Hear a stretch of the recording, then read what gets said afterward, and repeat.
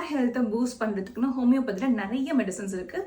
But medicine எடுக்கிறதுக்கு முன்னாடி உங்கள் ஹேர் ஃபாலுக்கு ரீசன் என்னன்னு நீங்களும் தெரிஞ்சுக்கணும். ஹேர் ஃபால் ஆகிறதுக்கு காரணம் எனி ஹார்மோனல் இஷ்யூவா, இல்லை டயட்டரி டெஃபிஷியன்சிஸ் இருக்கா, விட்டமின் டெஃபிஷியன்சி இருக்கா, இல்லை வேறு ஏதாச்சும் அண்டர்லைங் டிசீஸ் இருக்கான்னு பார்க்கணும். ஃபார் எக்ஸாம்பிள் தைராய்டு அதிகமாக இருக்கா, இல்லை FSH, LH, ப்ரொலாக்டின் இது ஏதாச்சும் அதிகமாக கம்மியாக இருக்கா, டெஸ்டோஸ்டிரான் அதிகமாக இருக்கா அப்படிங்கிறத பார்த்துக்கலாம்.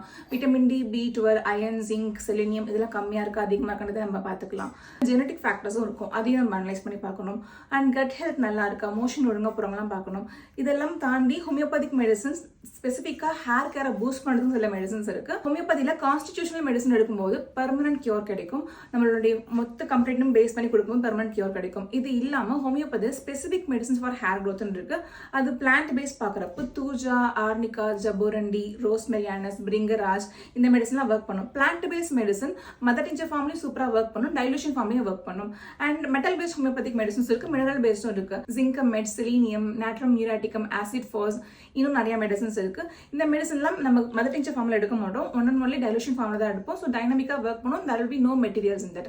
ஸோ இந்த மெடிசன்ஸ் எல்லாமே அவங்களோட ஹேர் ஹெல்த்தை பூஸ்ட் பண்ண ஹெல்ப் பண்ணுது. அண்ட் பிரேக்கேஜை குறைக்குது, நமக்கு டெக்ஸ்டர் இம்ப்ரூவ் பண்ணி கொடுக்குது. Never self medicate by yourself. டோசேஜும் அந்த பொட்டன்சியும் ஒவ்வொருத்தவங்களை பொறுத்து மாறும். So always consult homeopathic doctor before taking any homeopathic medicine.